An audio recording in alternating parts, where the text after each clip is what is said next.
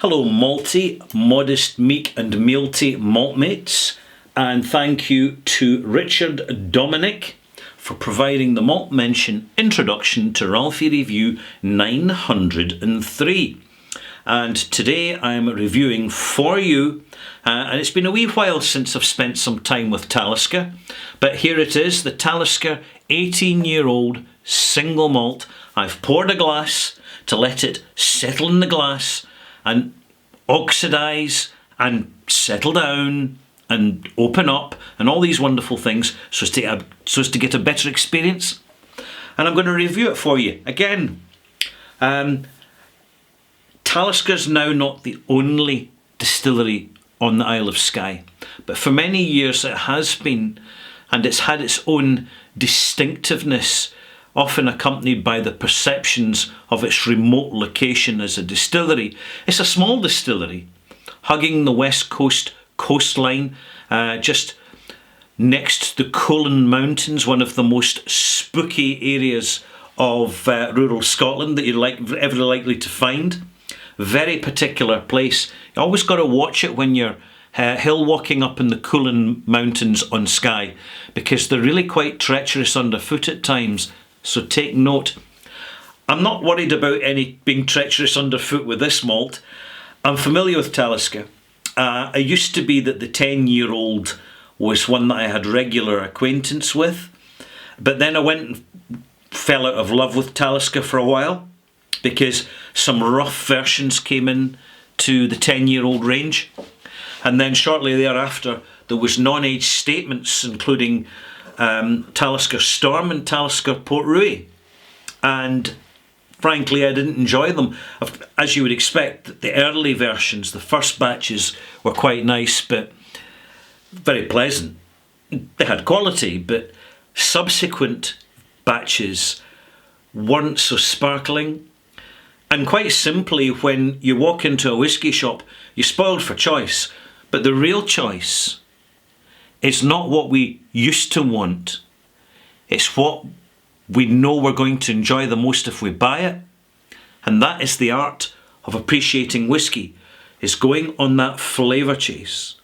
So I'm coming back to the 18-year-old Talisker after a significant period of time, partly because it was a finalist in the category of Best Single Malt Scotch Whisky in the 2021 OSWAs, the Online Scotch Whisky Awards, and you will find a link down below in the description box.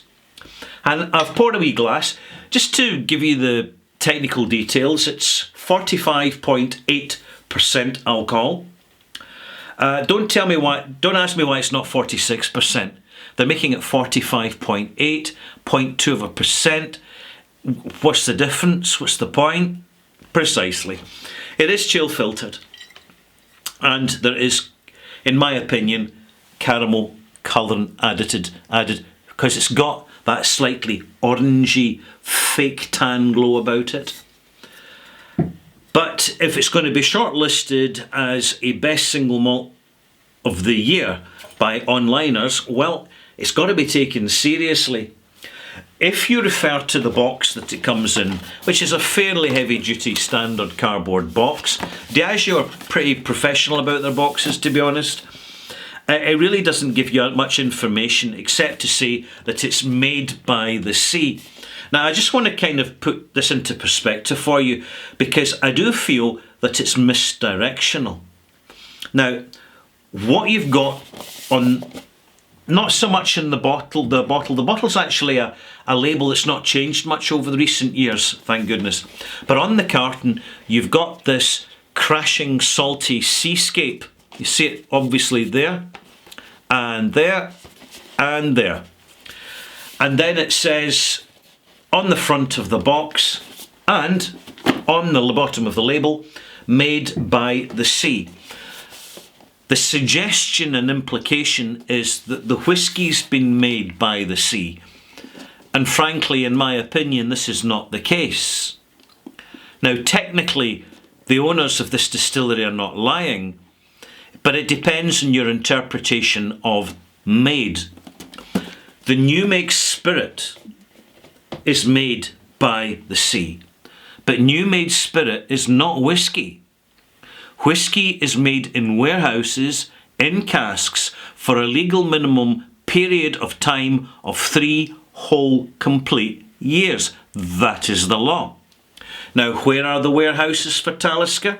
Well, Talisker has some nominal storage facilities at the distillery, but most of it is stored and matured and turned into whisky at Blackgrange. So just do Blackgrange whisky as a Google search in Google Maps, and you'll see them basically the largest warehouse station in the whole of Britain when it comes to maturing liquors. And it belongs to Diageo. I mean, I see the sense. When you're a big corporate multinational, you consolidate things. You centralise things. It gives you more control. It helps you cut costs. But to say that it's made by the sea isn't quite giving the full picture. And unfortunately, to me anyway, it comes across as a little bit disingenuous. And it's probably a good idea to lose that, because increasingly people pick up on these details, although they're meant to be trivial, basically disingenuous marketing. You know, it's like mountains and streams and all the rest of it. It's the cultural appropriation of location for convenience. But in the meantime, I know it's chill filtered, I know it's got a drop of caramel colour in it, but it is an 18-year-old whisky, which is far more accessible and, importantly, affordable than many other 18-year-old whiskies. This, in the UK, you can easily buy for under £100 a bottle. There are plenty of other 18-year-olds out there where they're 120, 140, £180 a bottle. And if a whisky is too expensive or appears or seems to, in your opinion, to be too expensive, my number one recommendation is that if you think it's too expensive, don't buy it. Simple as. There are plenty of options. There has never been more choice in options than as there is now. Nose. Some spicy phenolics, quite sooty, a little bit of coal tar and a mild splash of iodine. I'm definitely getting that West Coast phenolic thing that I've previously referenced, funnily enough, in Ben Nevis single malts, in the heavily peated version of Ben Nevis. I think the style is very similar to Talisker. There's a particularly rich sultana note. I wouldn't call it quite as fruity as raisin, but there's a rich, slightly toffeed sultana note with figs in it as well. Notes of fig. And some very mild, creamy mintiness and green herbaceous notes, including a little drop of sage and some mild ginger. Already the nose is coming across as quite complex, and I've not even added any water yet, so it's still a bit uptight, still closed up.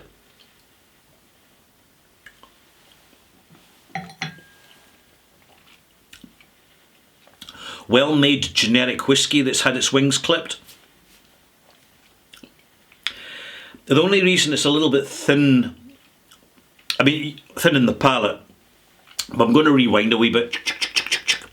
Let's pull the rod in a little bit before I'm going ahead of myself here.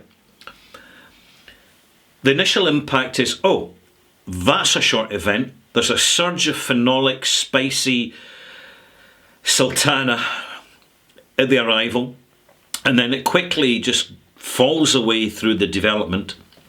Some mild ginger, some baked apples, a little bit of mild banana in the background, strong phenolics still holding in there, spicy phenolics, into a slight lemon drop finish, which doesn't hang around.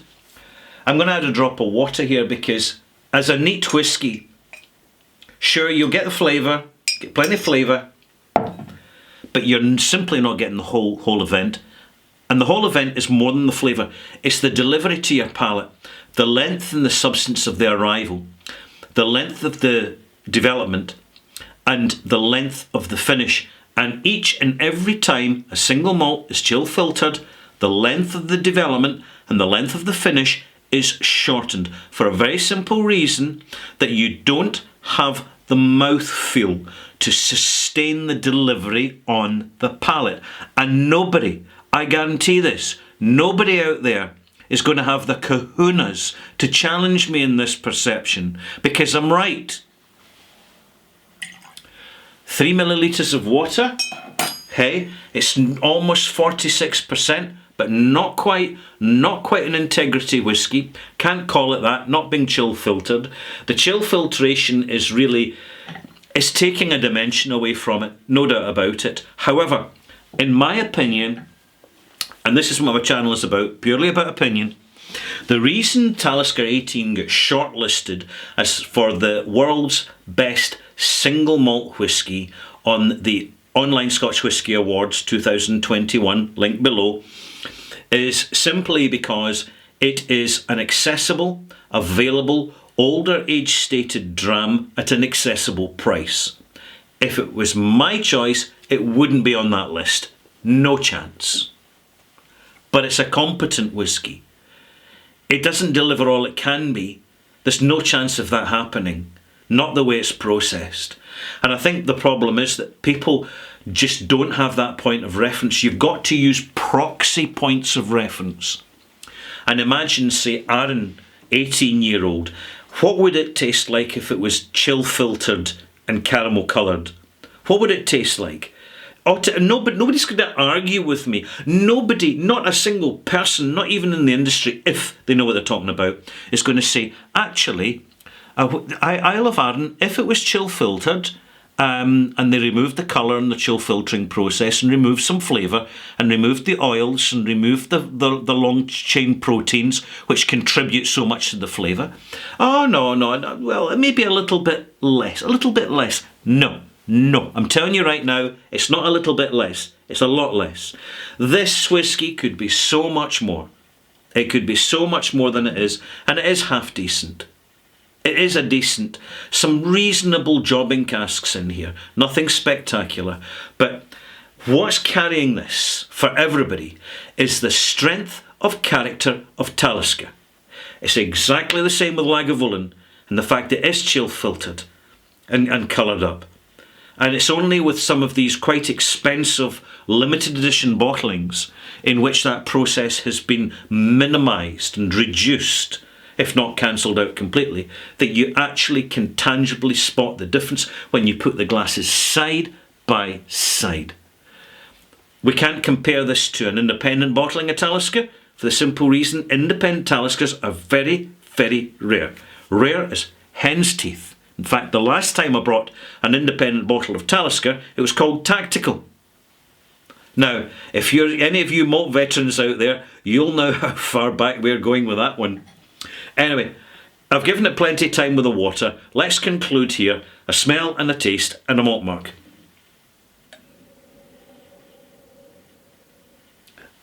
Wonderfully dry sweetness. It's not sour, it's not bitter. The sweetness is modified. The intensity of the spiciness coming through with the sultana note and the figs, it's modified, it's more measured, it's a bit more paste. It's restrained for what it can be with the power of the phenolic composition. This is a restrained delivery of Talisker, without a doubt.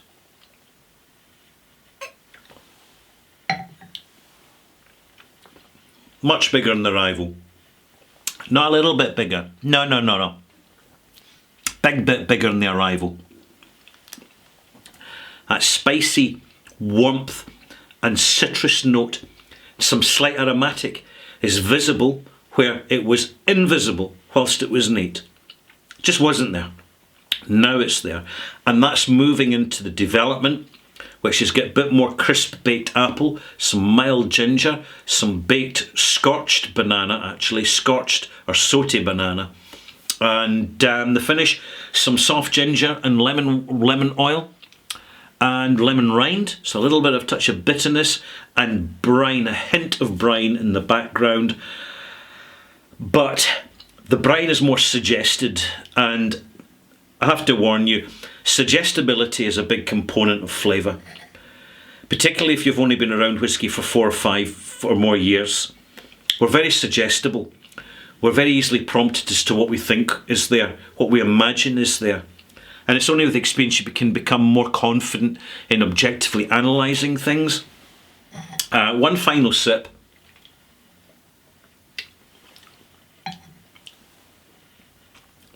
Really good, complex arrival. Bold, good balance of sensations. Definitely peaty. The development is medium. It should be longer. It would be longer if it was unchill filtered. And the finish is a little bit light, bright and swift in the finish, which kind of pulls the whole thing up short.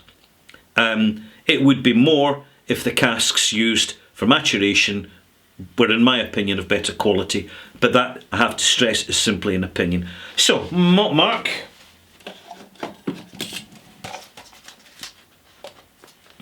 I'm very happy to give this a nice tasty 85 out of 100. And that, malt mates, is a simple basic malt mark. Not integrity, can't be. There you go.